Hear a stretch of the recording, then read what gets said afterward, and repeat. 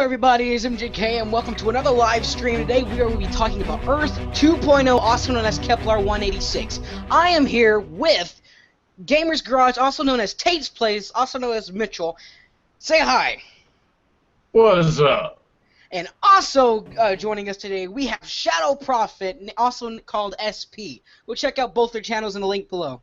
What's up, SP? I'm glad to finally be talking about Earth 2.0.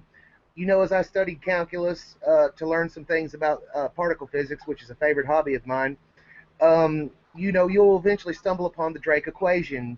The Drake equation calculates the odds that there could be extraterrestrial life in the Milky Way galaxy, and there's actually a part of the Drake equation that hints at the number of possible Earth-like civilizations that could develop within our galaxy. So Earth 2.0 is a great discussion. Let's have this. Alright.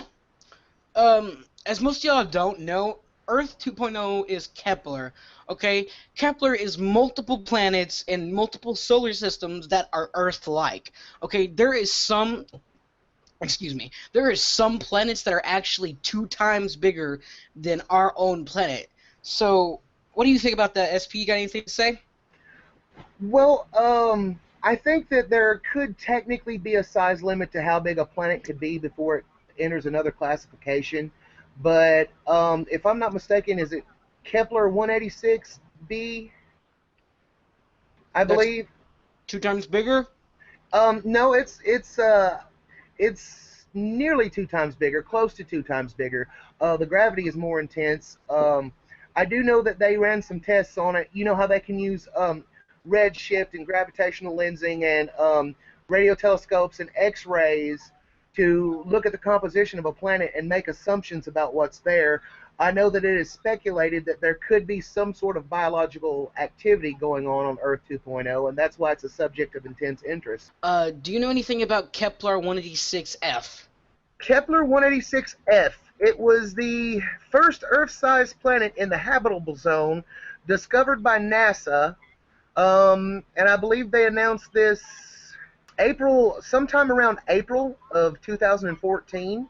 It was an Earth-sized planet that was discovered within the habitable zone of its star, otherwise the Goldilocks zone. It's intensely interesting because it's speculated that if there is any life, that it's just getting, you know, to its humble evolutionary beginnings on Kepler 186f. Have you heard of the Kepler 223 system? No, I have not. I think I was about to read something on it, but I didn't get to it because I was studying on Kepler 186. I wanted to make sure I knew everything about it. On November 4th, 2013, astronomers reported, based on Kepler space mission data, that there could be as many as 40 billion Earth-sized planets orbiting in the habitable zone of sun-like stars and red dwarf stars within our Milky Way galaxy. 11 billion of these estimated planets may be orbiting sun-like stars, which means, you know, it's not a little red dwarf, it's a star similar to our own. Oh, wow. Yes. Also, I'd like to throw into this, did you know that our sun does have a name? And it is? Sol, S-O-L. That is the name of our sun. This is why it is called the solar system. I like that. Yes, Our sun has a badass. Suck it, other planets. Our sun is awesome. Our sun's got the pimp name, Sol. I dare you to try to fight the soul plane. I dare you. That's right. So here's an interesting fact about, you know, Kepler 186f. The possibility of its conditions, the reason that it's so fascinating and interesting is because of its relative closeness to the proximity of its star. Also, through gravitational lensing and X-ray imaging, we have discovered that its atmosphere seems to have hallmarks through X-ray imaging alone that it may support some sort of biological or organic component to its atmosphere. There could be some form of simple or even advanced life there. This is why it's such a fascinating discovery. Not only is it Earth-like, but it's Earth-like to an eerie degree. You know, what's really interesting about Kepler 186f is that it is approximately, roughly, 1 3/4 the size of planet Earth. through X-ray imaging and gravitational lensing, we have discovered that the atmosphere of Kepler 186f supports some components that are shockingly similar to Earth. It may support organic life. With it being within close proximity to its star and in the Goldilocks habitable zone, its atmosphere also supports signs that there are organic transactions taking place within its atmosphere. There could be some form of simple life there, or even some form of advanced life.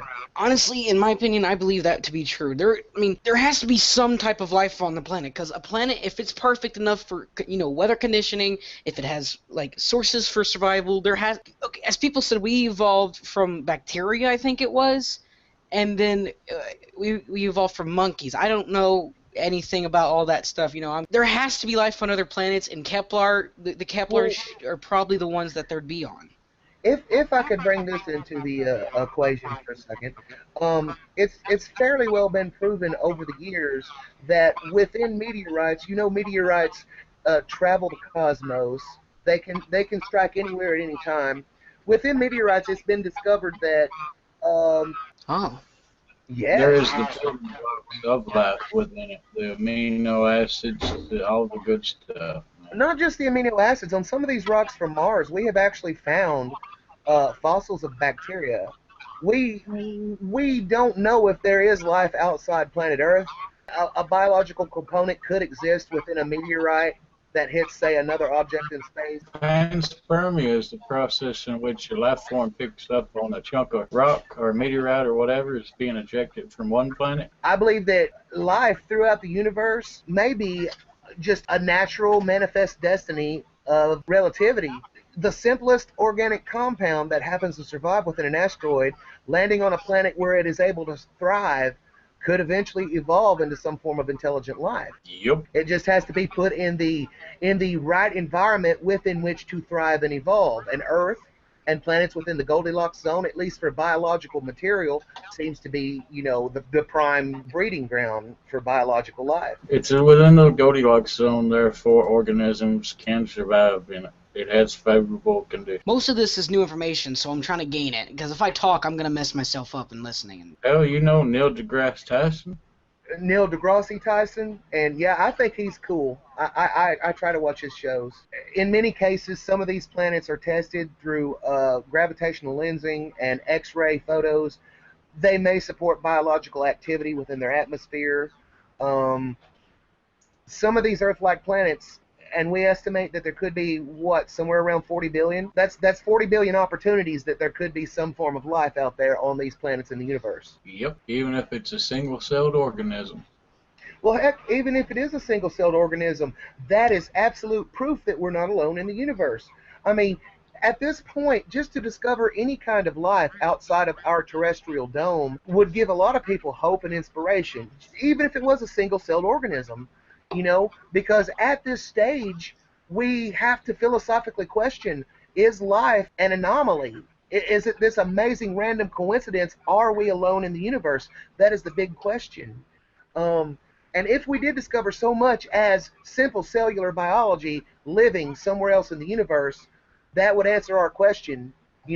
At this point, we're not ready for big communication between extraterrestrial civilizations. We would be happy with, just to discover that, hey, we found some form of biological life out there that exists outside of Earth. Well, I mean, technically we already have with the fossilized bacteria we found on Mars. This is true.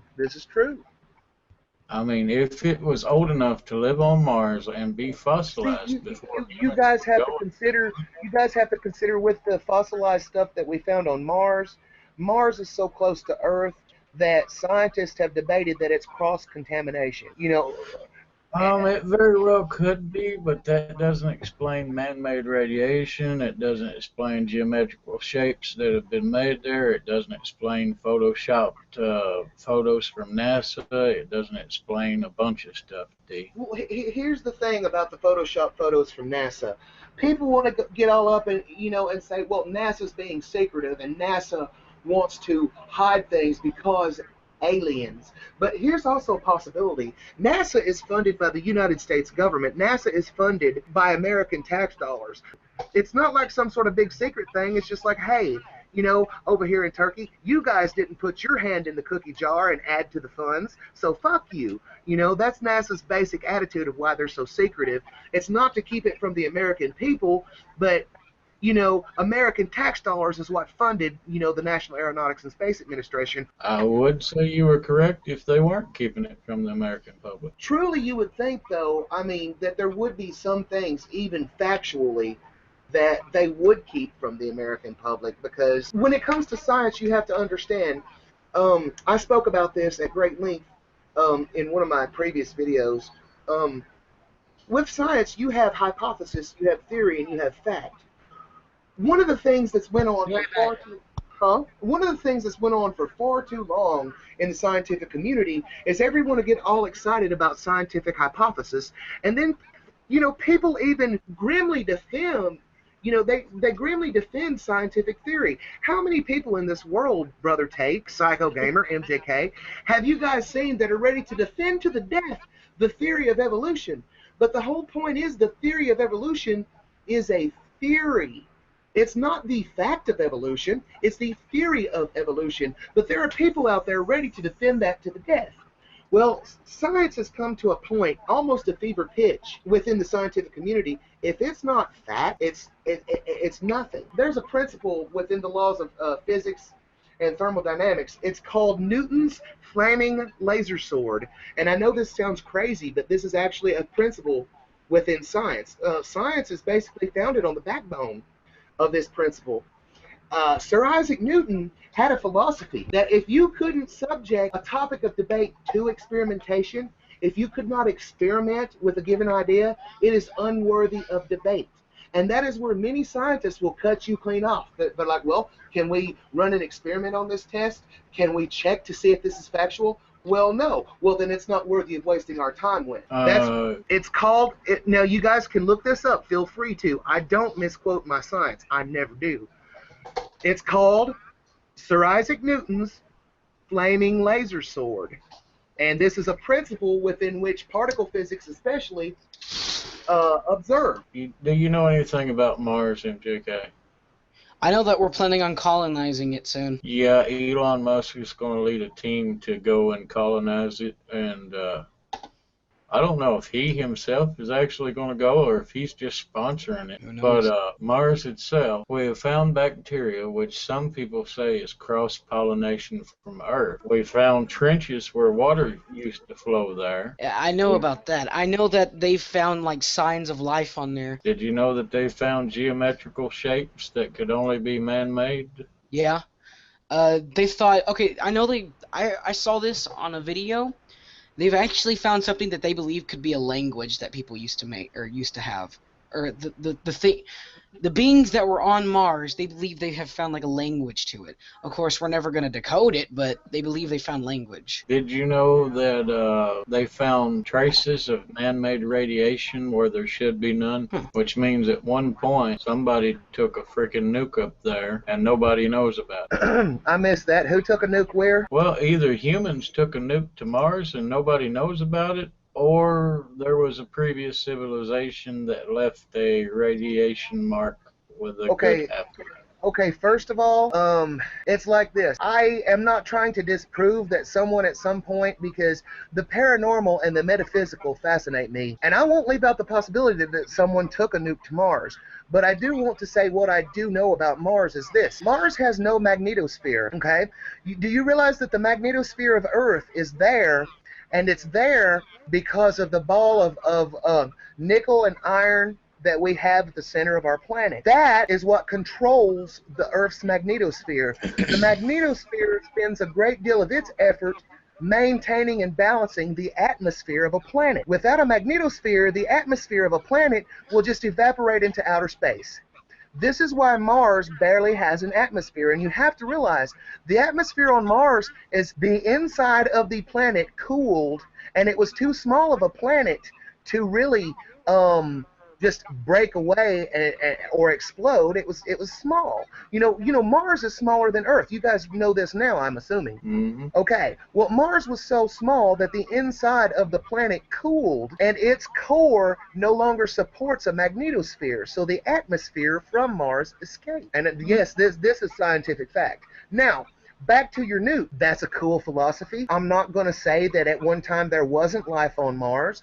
We don't necessarily know how long Mars has been like it is right now. There may have at one time been life on Mars, but we do know the ultimate fate of why Mars is like it is.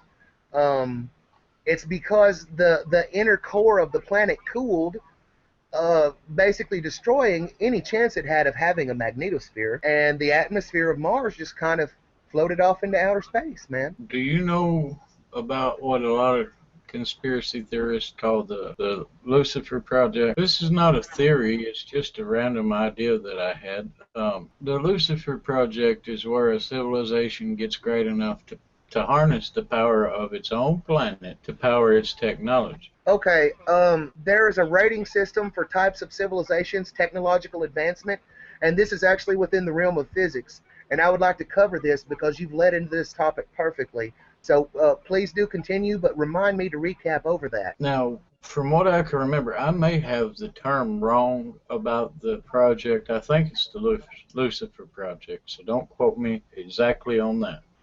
But there is a point to where civilizations can harness the power of their own planet, which is rotational energy, thermodynamics, thermal energy from the core, etc., to pretty much push along any power consumption needs that they need for their technology. Problem is when you try to use the energy from your own planet, when you use energy, it's used and transformed into another form of energy. That's the physical law of energy conservation. In thermodynamics, that's what you call it. That energy cannot be destroyed, but it can only be converted from one form of energy to another form of energy. Exactly. It's called the physical law of energy conservation. It's a Physics 101 theory. Well, actually, it's a Physics 101 fact. It's a scientific law, so it's not a theory. Yeah. Now, if you take the energy from the core of your planet, where do you think it's going to go? It's not going to go back into the core of your planet. I've always had this theory that energy, a lot like bioelectricity, that it can just freely flow through outer space. I believe, you know how people have this saying like, he became one with nature or one with the cosmos, referring to someone's passing or death. I believe that energy is released, and it is just released into the cosmos, like releasing someone into the ocean, you know? Well, if it goes back into the grand scale of things, then it's no longer at the center of the planet. So you lose rotational energy and you lose thermal energy, correct? In that object, but the energy has to be converted and go somewhere. I mean, it's the laws of physics. The energy you're from the planet, because the planet is the object. Well, see, where that energy is being released is in one form or another, it's being released back into the cosmos. Think about how the Higgs field works and how energy is transformed into matter. This energy is released into the cosmos. It interacts with the Higgs field, and at some point down the road, this energy becomes matter. And this matter clumps together with gravity and creates mass. But it does not go back to its original container. I mean, consider it like a cycle. You know, kind of like, you know, just to pull it down to a level, energy goes around in this circle, you know. It doesn't go back to the container itself. It eventually becomes a different container. Energy takes a physical form through the Higgs field. Just like our atmosphere on Earth, the same water that you are drinking, the same air that you are breathing, we only have so much, you know, water and atmosphere. Those carbon atoms were originally part of something different. You know, not just pee. Not what it started out as. No, but it's like a cycle that it goes through. Consider it like a filter, and it gets recycled. It becomes one with everything, and it, you know, potentially the same carbon atoms that you're breathing 1,000 years from now could make up part of someone's lung. There's only so many carbon atoms to be had. But back to the planet that lost its rotational ability, lost its thermal ability. Well, you have to consider that everything that is physical mass has a half-life. Everything created will eventually reach the end of its creation. You're asking us, like, would a planet rejuvenate itself and be reborn?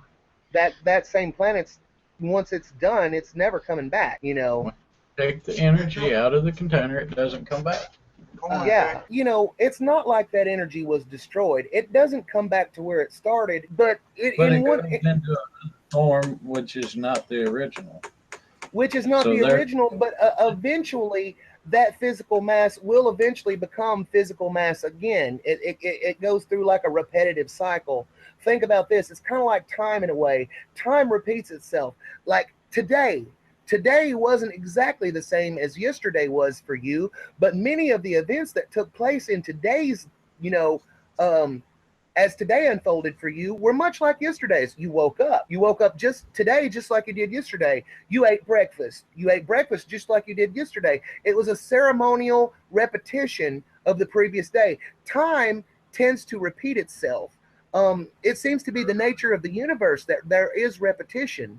So, much in the same way, the cycle of energy happens in this form. Energy passes through the Higgs field, it becomes mass. Now, we're talking thousands, maybe millions of years this cycle takes to complete itself. But eventually, this mass clumps together and forms gases or solid, or liquid. Think of it like this. The planet at the core is a giant battery. When that battery runs out of energy, you can't recharge it because you can't get to it to recharge it with the same energy that you use. You want me to say that, well, the battery's dead and useless, but that's not exactly true. What I'm trying to state is true thermodynamics and physics. It loses its power to present a magnetosphere for that planet, but you have to realize that that physical matter that is there, it's still iron. In a quadrillion years, ever how long it takes, it might take 11 billion years for all of the matter on that planet to decay completely back into energy, but it will eventually, through entropy, we spoke of entropy, decay back into energy and rejoin the cosmos. Yes, but it'll be somewhere else. It won't be at Mars. No, because everything that lives passes away. That's like you saying that there will never be another Tate or there will never be another SP. They might be 2 or 3 billion years left on planet Earth, who knows, but there will never be another exact SP or another exact Tate. When our life force leaves our body, it will never return exactly as we are now. The battery's dead when the energy is gone. The battery is dead when the energy is gone, but you have to realize what was important. Was the physical shell of the battery important, or was the energy within the battery what was truly of value? Considering the physical shell of the battery that I'm speaking about is a whole planet that may have once upon a time had inhabitants, which that part is a theory. We don't know if there was or wasn't inhabitants. But if you drain the life force out of your house and then your house crumbles in on you, it is important. It seems like in the grand scheme of things, you have to paint a picture of the cosmos in your mind. We were talking about Neil deGrasse Tyson, right? Yeah, panspermia. Right. Well, you really do have to sometimes paint a picture of how vast the universe really is in your mind. And you have to look at space and the cosmos the way it truly is. You're giving Mars a whole lot of importance. You're giving Earth a whole lot of importance. But in the grand scheme of the entire cosmos, yeah, one little rock popping somewhere, even if all of Earth ceased to exist in the grand scale of the cosmos, that's just energy returning to whence it came, brother. You're assigning a great deal of significance toward a physical property. I'm talking about the scale of Mars, the planet on which a person used to live. If they sucked all the energy out of it and destroyed their home, then it would be important to that civilization there. That's the scale that I'm talking. This is why we're having a clash on this, and you have to hear me out. Energy, by far and large, the source of energy with what within what makes a planet or what makes the cosmos function. This is why light is so important. This is why heat is so important. The vast majority of energy that is throughout the cosmos comes from stars, not the insides of planets. The only reason the inside of a planet is hot and has a molten core, and sometimes they don't, you have to understand this. Not all planets have a core, brother. Some planets are really just big, large rocks without a core to speak of, made of iron. Some are hollow, some are solid. Yeah. I would like to bring this up. When Neil Armstrong and Buzz Aldrin landed on the moon, when their spacecraft actually touched down, they said the moon rang for 30 minutes. They could feel vibrations, and they wondered if the moon might possibly be made out of something hollow or something extremely brittle that might vibrate. Like a metallic shell. Yes, yes. Here's something I would like to bring up to you, Brother Tate. It's called the Cardassiv scale, and it tells you about type 1, 2, 3, 4, and 5 civilizations. Now, you have to realize that the Cardassiv scale is, it's theoretical physics. We have to talk about did you know that Earth, as we are right now, Earth, we are a type 0 civilization. We are not type 1 or type 2 or type 3 or type 4 or type 5. We are a type 0 civilization, because a type 1 civilization is a civilization that has met the technological understanding and capability to completely harness the power of their sun, of their neighboring star. We are not able to do this. When we are able to create a technology that can 100% harness our star, we will be a type 1 civilization. And it continues onward in this fashion. A type 2 civilization would be a civilization that has gained the ability to harness all the power of all the stars in their galaxy. Now, can you imagine a civilization that has the power to harness all the power of the stars in their galaxy to use? Yeah. That's where you get the idea of a Dyson sphere. That's where you get the idea of cloaking or using planet. Now, what would a type 3 civilization be? Type 3 civilization, where a species then become galactic travelers with knowledge of everything having to do with energy, resulting in them becoming a master race. In terms of humans, hundreds of thousands of years of evolution, both biological and mechanical. Nice. Nice. What we call the Borg on Star Trek. I mean, possibly you could theorize it like that, but you have to understand the Cardassiv scale stops at type 3 civilizations. The whole type 4 and type 5 thing, that's even further theoretical. It's not often entertained, because a type 4 civilization would have basically ultimate mastery over the entire cosmos. They would be like a god race, so science doesn't really entertain the idea of type 4 and type 5 civilizations, but if you want to talk about a type 4 or type 5 civilization and you want to talk Star Trek, you're talking like these would be the Q. Yeah, those would be the Q. Type 3 would be the Borg. Yeah.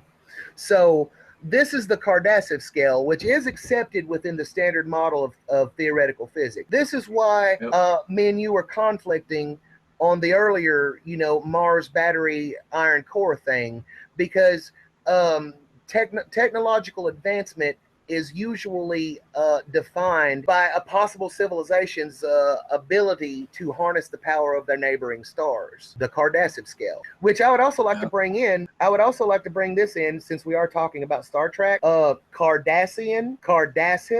Yeah.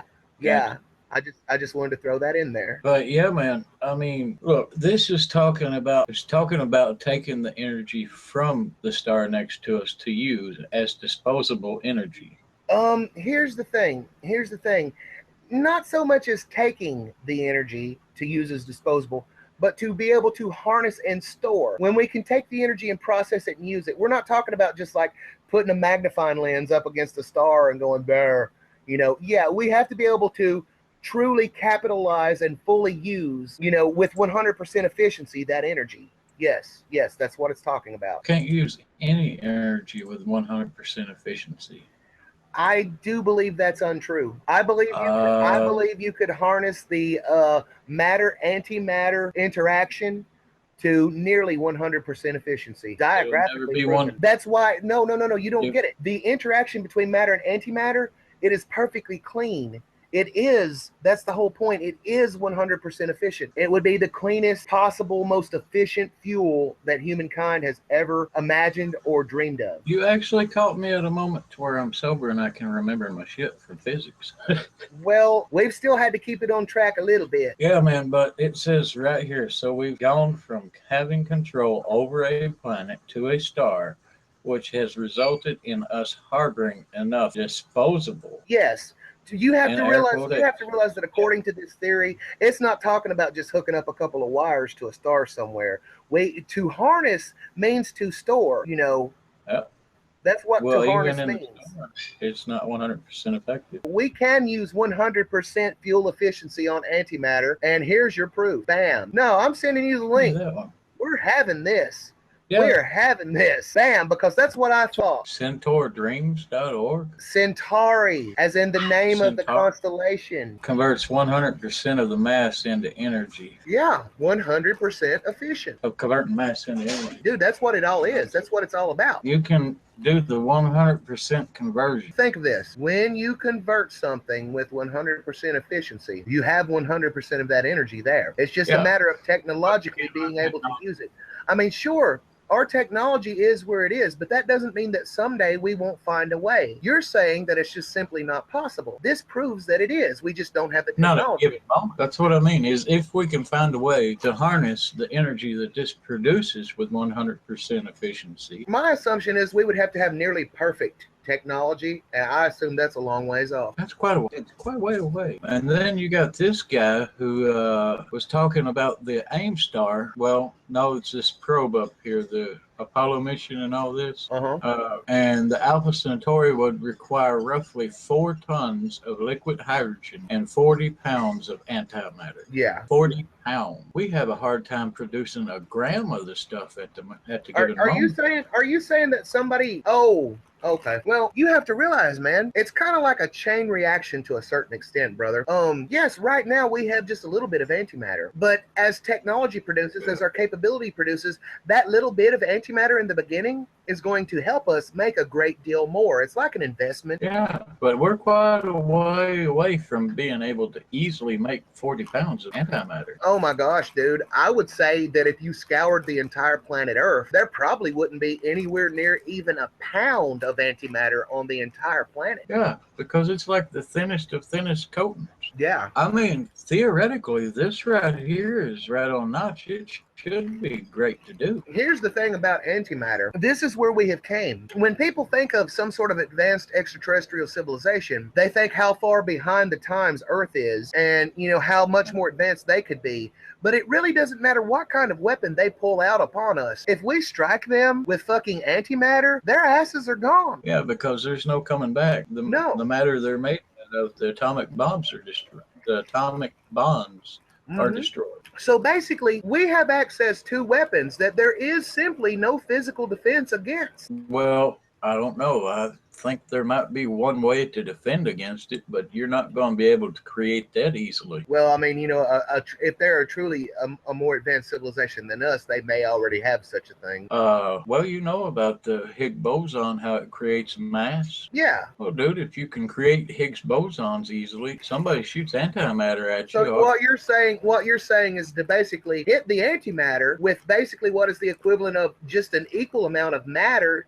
until it's exhausted. Yeah. Yeah. I mean, gotta be fair. I mean, that sounds like a pretty fair logical output to that. Yeah. Basically, the opposite of antimatter would be the Star Trek replicator. You know how they could just walk through these machines and out of atoms it would make anything?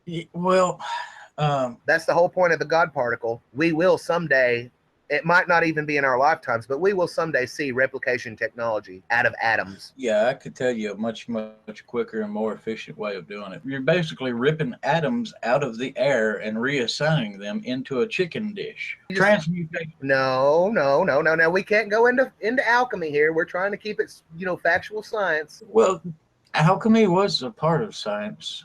Alchemy is where science got its beginning. I'll give alchemy credit where credit is due. Right? Alchemy is not the same thing. Alchemy and philosophy and quite a few other things is where science got its starts from.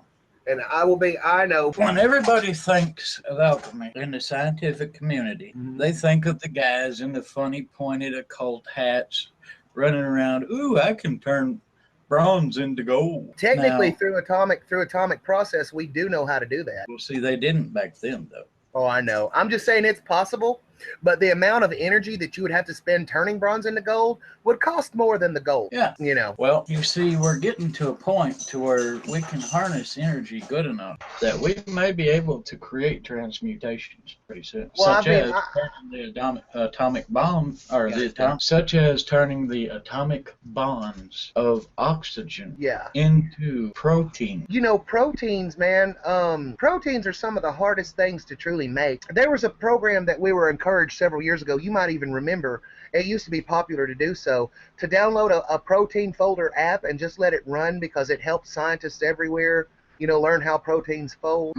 I haven't seen as much of that lately. But you know what I'm saying. Yeah. Are you here, Brother Psycho Gamer? Yes, I am. Now we're talking about matter and such as that protein folding. And a little bit of what I like to call the occultic practice, alchemy. I mean, I like alchemy, don't get me wrong. It's just... But yeah, I mean, if you can transmutate a oxygen molecule into a quarter of a protein, you see where I'm coming from? Yeah. Thank you guys so much for watching. Hope you guys enjoyed this video. Please like, comment, subscribe for more of these types of videos, and I will see you guys in the next video.